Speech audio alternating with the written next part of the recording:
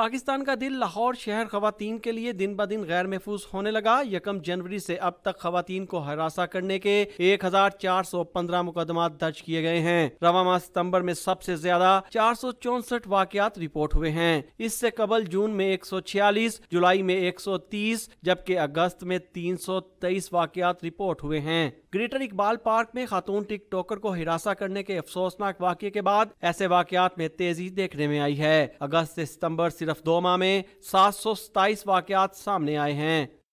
آدھے جو واقعات وہ رپورٹ اس 1.5 مہینے کے اندر ہوئے ہیں اور آدھے جو ہے وہ پچھلے 7 مہینے میں ہوئے تھے۔ تو آپ یہ اس سے اندازہ لگا سکتے ہیں کہ لوگ کس طرح سے اپنے رائٹس کو سمجھتے ہیں اور رپورٹنگ میں کس طرح سے فورتھ کمنگ ہے۔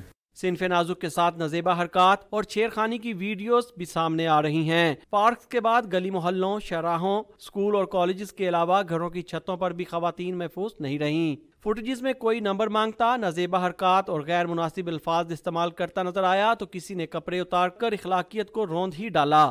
ہم چاہتے ہیں کہ تمام خواتین جو ہیں وہ اپنے اینڈرائڈ فون یا ان کے پاس اگر آئی فون ہے تو اپنے اسمارٹ فون کے اندر وہ ایپ کو جو ہے وہ ڈاؤن لوڈ کریں۔